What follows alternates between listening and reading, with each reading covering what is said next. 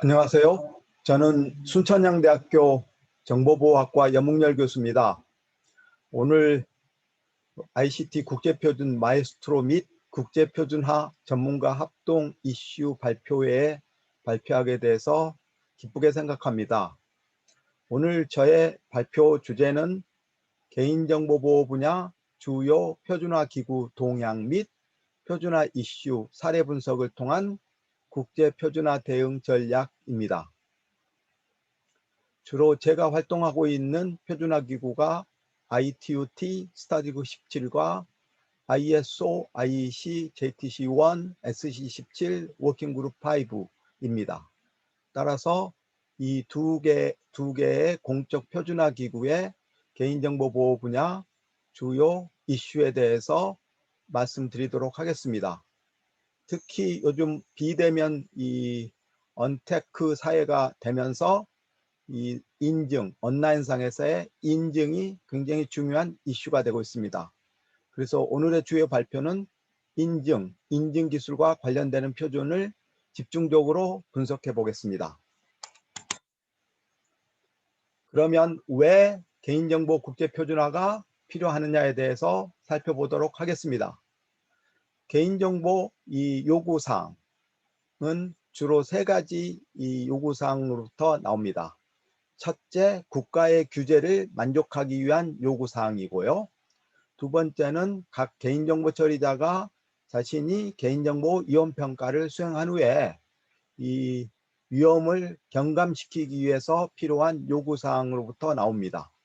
세 번째는 개인정보 수탁자나 아니면 개인정보 처리자가 다른 기업과 계약행위를 체결함으로써 다른 기업에서부터 오는 개인정보에 관련되는 요구사항을 만족하기 위함입니다. 따라서 개인정보보호 분야 국제표준화도 이러한 세 가지 요구사항을 만족하기 위해서 표준화가 진행되고 있습니다. 개인정보 분야의 국제표준화는 주로 우리나라의 ISMSP처럼요, 이 개인정보보호 인증 기준으로도 활용될 수 있고요. 이를 통해서 인증을 받음으로써 인증받은 개인정보 처리자의 신뢰도를 증가시킴으로써 또한 이 국제표준에 근거해서 개인정보 처리자가 자신의 개인정보 시스템을 운영하는 규칙을 정의할 수 있습니다. 그럼으로써 글로벌 차원의 개인정보에 관한 서비스 상호 연동을 제공하고요. 그다음에 개인정보 보호에 있어서의 가장 중요한 속성인 투명성을 제고하고 실용성을 강화시킬 수가 있습니다. 이렇게 함으로써 개인정보 보호를 잘 지킨다는 것을 사용자한테 인식시킴으로써 이 개인정보 처리자의 신뢰도를 증가함으로써 다른 이 개인정보 처리자로부터 이 비교 우위의 경쟁력을 확보할 수가 있습니다. 현재 국제 표준화를 추진하고 있는 표준화 기구는 ITU-T 스타디그 17, ISO, IEC, JTC1, SC17 워킹그룹 5에서 주로 수행하고 있습니다. 개인정보 보호에서 가장 중요한 원칙이 있습니다. 2011년도에 ISO 29100 프라이버시 프레임워크에서 정의된 11대 원칙입니다. 사용자로부터 반드시 동의를 받고 사용자가 선택 가능하게 해야 된다는 동의 및 선택의 원칙. 반드시 한 목적 개인정보 수집이 처리가 법적으로 합법성을 유지해야 되고, 그다음에 목적은 반드시 명시돼야 된다는, 명세돼야 된다는, 분명하게 기술돼야 된다는 목적 합법성 및 목적 명세의 원칙. 개인정보 수집은 최소화된다는 수집 제한의 원칙. 개인정보의 처리는 가능한 최소화해야 된다는 데이터 최소화의 원칙. 그다음에 개인정보의 이용, 보유, 제공이 제한돼야 된다는 이 이용, 보유, 제공, 제한의 원칙.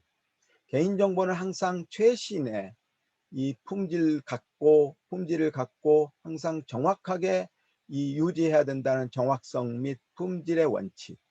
개인정보 처리 방침이 공개돼야 되고 처리 과정들이 투명해야 되고 그 처리 과정들이 반드시 사용자에게 고지돼야 된다는 공개, 투명성, 고지의 원칙. 개인정보 참여 주체자가 반드시 참여해서 자기의 그 개인정보가 투명하게 유지되고 있고 필요할 경우는 자기가 요구할 수도 있는 정보 참여 및 접근의 원칙. 개인정보 처리자는 반드시 책임감 있게 개인정보를 유지해야 된다는 책임성의 원칙. 개인정보가 유지되고 처리되는 개인정보가 안전하게 관리되고 보관돼야 된다는 정보 보안의 원칙. 개인정보가 반드시 처리 시에 프라이버시 관련 법 준수를 준수해야 된다는 준수의 원칙. 이 11대 원칙입니다. 이 표준에서는 우리나라에서 최근 이슈가 되고 있는 가명정보와 익명정보를 정의하고 있었습니다. 우리나라도 2011년도에 개인정보보호 원칙이 정의됐고요.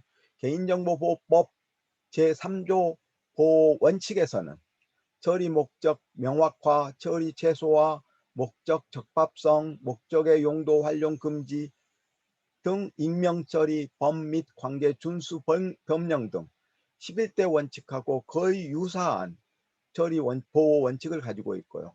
2020년 2월에 최근에 개인정보의 활용의 요구를 만족하기 위해서 가명정보의 도입 및 활용에 대한 근거를 마련했습니다. 다음은 디지털 신원입니다. 우리가 실세상에서 신원 확인을 받을 때는 정부나 권위 있는 기관이 발행한 신분증을 이용합니다. 그러면 사이버 공간에서는 그에 상응되는 이 신분증이 필요할 겁니다. 우리가 통상적으로 인증서가 그 신분증의 역할을 지금까지 해왔습니다. 근데 최근에는 분산 아이디라 그래서 이 그 분산 신원 확인증이라는 예를 들어서 모바일 공무원증과 같은 또 다른 신원 확인증이 나타나게 됐습니다. 우리는 인증서를 이용해서 온라인상에서의 상점이나 은행을 통해서 인증을 수행하게 됩니다. 그런데 인증서를 발행하기 위해서는 반드시 그 사람인지 아니면은 실제 존재하는 사람인지 그 사람의 이름이 유일한지 철저히 체크하는 신원 증명이라는 과정을 거치고 있습니다. 디지털 신원 확인 절차입니다. 여기에 참여하는 주체는 이용자, 인증기관, 신뢰 당사자, 웹사이트입니다. 이용자는 인증기관에게 등록 확인 및 신원 과정을 거치고 난 후에 인증기관으로부터 인증자 또는 크리덴셜을 발급받습니다. 이용자는 그 인증기관으로부터 발급받은 인증서나 크리덴셜을 이용해서 온라인 상점을 통해서 온라인 인증을 수행하고 그 인증이 완료된 후에는 로그인한 후 이 웹사이트가 제공하는 다양한 서비스를 제공하고 있습니다. 여기에 큰 세 가지의 과정이 필요합니다. 등록 및 신원 확인 증명, 신원 증명 과정이 필요하고요. 그 다음에 그 이용자의 이 인증서에 대한 그 관리 수준이 필요하고요. 그 다음에 이 온라인 인증의 이 인증의 강도를 정의할 필요성이 있습니다. 국제표준 이 ISO 29003 니스트의 800-63에 의해서는 3등급의 신원 증명 방법을 유일성, 증명, 존재성, 연계성, 대명성 등의 기준으로 정의하고 있습니다. 마찬가지로 니스트의 800-63의 B나 아니면 ITU의 X.1254에서는 3등급의 인증 방법을 단일 인증이랄지 인증자 통제 수준에 근거해서 정의하고 있습니다. 지금까지 발생한 디지털 신원 관리 모델에 대해서 말씀드리도록 하겠습니다. 1세대는 하나의 이 조직이 모든 사용자의 이 개인정보를 중앙 집중해서 관리하는 중앙 집중 아이디 모델이 있습니다. 이거는 각 개인마다 기업마다 각각 신원 정보를 관리하게 됩니다. 대표적으로는 아이디 연계가 없는 대학이나 기업의 아이디 관리라고 볼 수 있습니다. 2세대는 연계 모델입니다. 페더레이션이고요.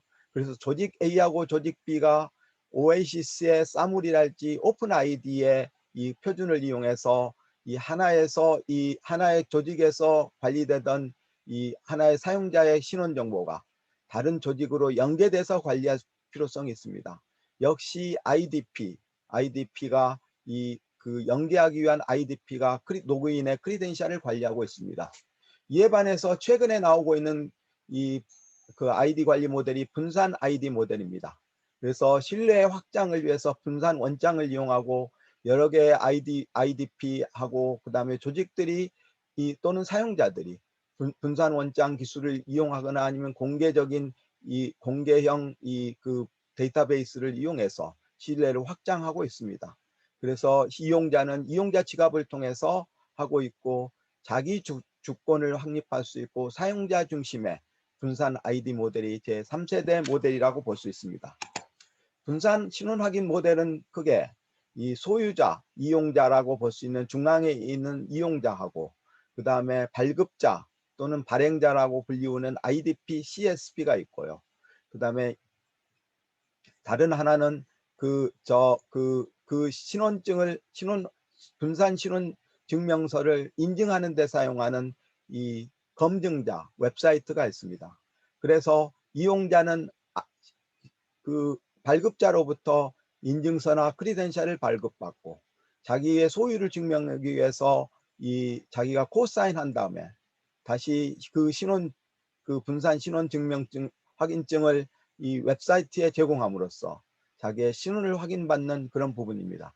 여기서 가장 중요한 게 믿음을 확장하기 위해서 블록체인이랄지 아니면 분산 식별자를 이용해서 신원 확인을 하고 있습니다. 아이소의 29003 또는 니스트의 800-63에서는 신원 증명, 그러니까는 온라인의 사용자를 오프라인의 사용자가 사용할 수 있는 그 인증서를 발행하기 위해서 필요한 그 신원 증명 과정이 세 가지 기준, 유일성, 존재성, 결합성에 근거로 해서 그 기준을 정의하고 있습니다. 신원 확인을 위한 기준을 정의하고 있습니다. 예를 들어서 등급 3은 가장 높은 등급인데요. 그 신원이 어떤 특정한 도메인에서 유일하게 인증돼야 되고요. 그 다음에 반드시 대면 확인을 통해서 실제로 그 사람이 존재해야 되고요. 그 다음에 반드시 대면 확인을 통해서 그 사람인지를 확인한 후에 인증서랄지 신원증표를 발행해주는 그런 등급이라고 볼 수 있습니다. 그래서 이 필요에 따라서 어떤 사용자는 등급 1, 아예 유일성만 확인하고 존재성이랄지 아니면 주체가 신원이 결함됐다는 것을 확인할 필요 없는 등급 1에 따라서 이 온라인에서 사용되는 인증서를 발행받을 수도 있고 가장 그 안전한 방법으로는 등급 3. 그래서 미국의 연방정부 공무원들이 이 인증서를 발급받다는 등급 3의 이 신원 증명을 통해서 인증을 받고 있습니다. 요즘 최근에 가장 많은 그 주목을 받고 있고 활용이 기대되고 있는 표준 인증이 파이도 인증입니다. 파이도 인증은 파이도 얼라이언스가 2013년 설립된 파이도 얼라이언스가 만들어진 몇 가지 규격에 의해서 제공되고 있습니다. 이 파이도 인증은 높은 보증 수준의 강한 인증을 제공하고 있고요. 그 높은 수준의 강한 인증을 제공하기 위해서는 이중 인증 요소, 예를 들어서 지문이랄지 OTP랄지 인증서랄지 이 두 가지 이상을 사용하고요. 그 다음에 하나의 공개키 암호 알고리즘을 반드시 사용하게 돼 있고요. 이렇게 함으로써 피싱이랄지 중강자 공격, 다른 공격에 취약하지 않은 인증 시스템을 구축할 수가 있습니다. 파이도 인증의 구성 요소는 이용자, 그 다음에 인증자, 그 다음에 서버 이렇게 구성될 수 있고요. 이용자하고 인증자 간은 인증자하고 서버 간에는 공개키 기반 그 알고리즘에 근거하고 있습니다. 그래서 이 사용자 입장에서 사용자는 항상 등록이라는 과정을 통해서 서버에 자신의 공개키를 인증해 놓고요. 그다음에 그 서버가 난수를 하나 보내주면 자기의 공개키로 개인키로 서명해서 보내면 사용자는 서명용 공개키로 이 서명문을 검증해서 사용자를 인증하게 됩니다. 여기까지가 기존의 인증기관, 공인인증서가 지금까지 사용했던 그런 방법이라고 볼 수 있습니다. 이용자하고 인증자가 같이 있는데요. 근데 하나의 문제점은 인증자를 안전한 영역에다 저장시켜 놓고 있다가 이 인증자 내에 있는 개인키를 사용자가 허용할 수 있게끔 개인키를 사용하기 전에 이용자가 어떤 특정한 제스처, 행동을 함으로써 이 이용자가 이 인증자 입장에서는 사용자가 개인 키를 이용해서 저 서버로부터 온 난수를 서명할 수 있게끔 했다라는 그런 확신을 가지고 서명문을 만들어주는 그런 원리가 파이도의 인증 원리입니다. 그래서 이 파이도는 공개키 암호 체계에 기반을 두고 있고요. 반드시 개인 키는 안전한 영역에 보관 관리해야 되고요. 여기에 제스처를 취하기 위해서는 생체 인증 정보를 이용하고요. 개인 키는 사용자 단말에 저장하고요. 공개 정보만이 등록 과정을 통해서 서버에 저장하고 있습니다.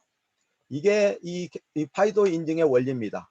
그래서 이용자가 인증자하고 검증을 받을 때는 예를 들어서 이 얼굴 인증이랄지 아니면 홍채랄지 지문이랄지 아니면은 음성이랄지 아니면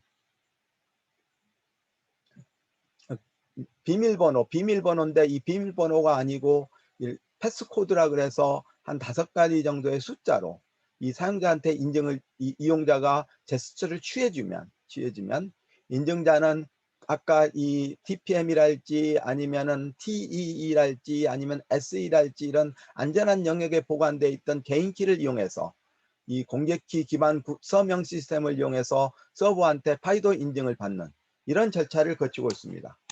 아까도 얘기했다시피 이용자는 반드시 등록이라는 과정을 통해서 자신의 공개키 정보를 서버에 파이도 서버에 저장할 필요가 있습니다. 이 파이도 서버에 등록을 할 때는 항상 자기가 가지고 있는 개인키를 가지고 스스로 서명을 해서 그 표준화된 방법으로 이 사용자가 개인키 Private Attestation Key라 그래서 개인키를 가지고 서명을 해서 자기의 공개키를 개인키로 서명해 가지고 그거를 이 파이도 서버에 등록하게 되는 절차가 이 파이도 이 등록 과정이라고 볼 수 있습니다. 그래서 여기 메타데이터가 등록이 되고 이 메타데이터가 실제로 신뢰 앵커의 역할을 하고 있습니다. 자, 최근에 파이도가 진화했습니다. 첫 번째에서는 데스크탑 모델이라 그래서 UTF, 유니버설 투 팩터 인증입니다. 그래서 기존의 데스크탑 환경에서 외부에 인증자를 하나 두고 그리고 그 외부에 USB처럼 이렇게 외부에 USB 단자에 이렇게 삽입을 해서 인증자를 역할을 하는 데스크탑 모델이 UTF입니다. 그런데 이에 반해서 UAF, Universal Authentication Framework은 UAF는 모바일 디바이스에는 이미 안전하게 저장할 수 있는 이 안전한 신뢰 영역을 가지고 있습니다. 인증자, 오센티케이터를 안전한 신뢰 영역에 저장하고 있고 모든 나머지 응용들은 파이도 클라이언트라는 노드를 통해서 이 인증자의 개인키를 이용하는 그런 경우입니다. 그리고 오른쪽에 인라인 파트의 응용 서버는 아까 파이도 서버가 반드시 필요하고요. 그 파이도 서버가 아까 얘기했다시피 이 사용자의 공개키를 메타데이터 형태로 저장하고 있습니다. 그 사용자에 따라서 이렇게 인증을 하고 있는 그런 체계가 이 UAF, U2F 표준입니다. 최근에 이런 것들을 플랫폼에 무관하게 그게 모바일 환경인지 아니면 PC 환경인지 무관하게 이해할 수 있는 그런 표준이 파이도 2.0 표준입니다. 그래서 CTEP2라는 Client to Protocol Client to Authenticator Protocol CTEP이라는 프로토콜을 이용해서 그래서 여기 컴퓨터 환경이랄지 아니면 모바일 환경이랄지 항상 릴라잉 파티 어플리케이션이 있고 그다음에 릴라잉 파티 어플리케이션을 지원하는 여러 가지 것들이 있고 그게 두 가지 형태입니다. 만약에 이 인증자가 내부 이 하나의 PC나 아니면 모바일 디바이스에 있을 경우는 내부 인증자를 사용하고요. 그게 하나의 옵션이고요. 그래서 언디맨드 인증이고요. 그 다음에 그게 외부로 있을 때는 예를 들어서 USB랄지 아니면은 뭐 다양한 이 통신 인터페이스를 통해서 외부에 인증자가 있을 때는 그 인증자를 통해서 이 인증을 하게 되는 클라이언트 투 오센티케이터 프로토콜을 이용해서 인증하는 그런 부분입니다. 그리고 마찬가지로 파이도 인증은 항상 인라인 파트의 응용 서버하고 파이도 서버를 거쳐서 해당되는 아까 사용자가 등록했던 메타데이터를 이렇게 등록해서 사용하고 있습니다. 전자서명 인증을 위한 국제표준화 기구입니다. 첫 번째가 ITUT 스터디 그룹 17입니다. 현재 X.연구과제 11, PKI에서는 ITUT X.509라는 공개키 기반 구조에 대한 표준을 개발 완료했습니다. 현재는 이 표준이 1988년도에 나왔고, 현재는 이 여러 가지 버전을 업그레이드해서 6판 또는 7판 정도가 현재 최근 버전입니다. 마찬가지로 연구과제 10에서는 신원 확인 및 인증의 메커니즘을 사용하고 있고, 인증이라는 그 타이틀을 가지고 있고요.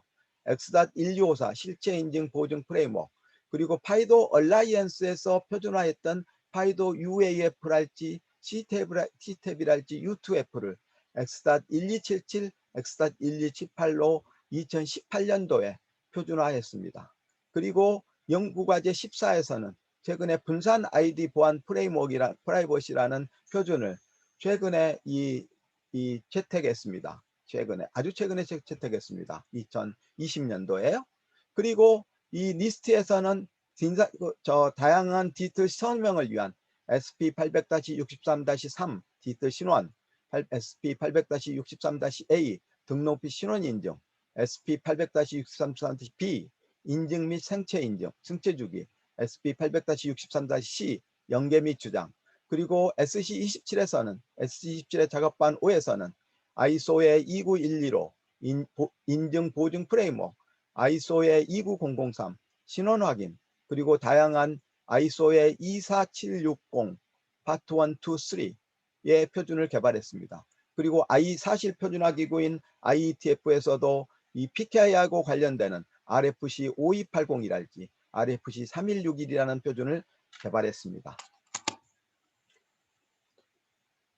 SC27 워킹그룹 5의 표준의 영역을 살펴보면 특정 기술이랄지 구현이랄지 관리랄지 일반 프레임워크이랄지 응용 영역에 따라서 현재 채택된 표준하고 그다음에 앞으로 채택할 표준을 이렇게 구분을 했습니다. 예를 들어서 관리 영역에서는 최근에 27701 그래서 이 프라이버시 매니지먼트를 위한 ISMS 확장이라는 표준이 2019년도에 최종적으로 채택이 됐습니다.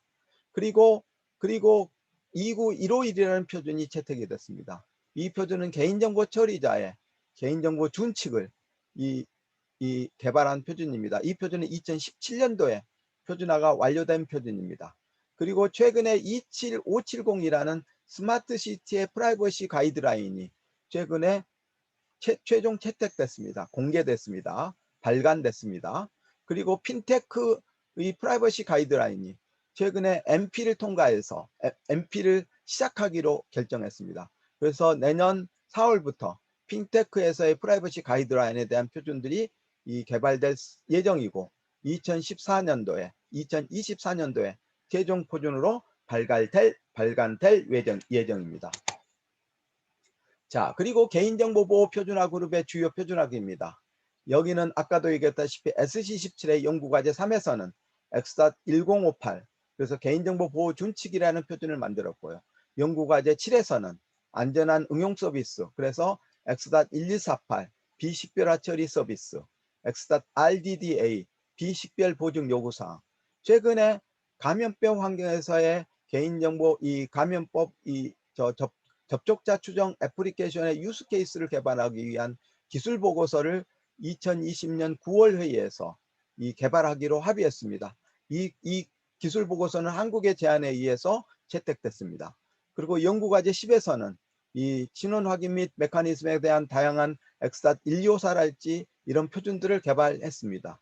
그리고 SC27 워킹그룹 5에서는 아까도 얘기했다시피 29100 프라이버시 프레임워크 11대 개인정보보호 원칙, IEC의 20889, 비식별화 기법, 27559, 비식별화 프레임워크, 이 프레임워크는 새로 개발되고 있고 현재 세컨드 워킹 드라프트 상태입니다. 27701, PIMS, 프라이버시 매니지먼트를 위한 이 ISMS의 확장, 29151, 개인정보보호 준칙, 그다음에 29115가 현재 최근에 개정을 시도하다가 여기가 이제 다시 이 내부적인 문제가 있어서 다른 표준으로 개발하려고 하고 있습니다. 이상 제 발표를 마치도록 하겠습니다. 경청해 주셔서 감사합니다. 저는 순천향대학교 염은열 교수였습니다.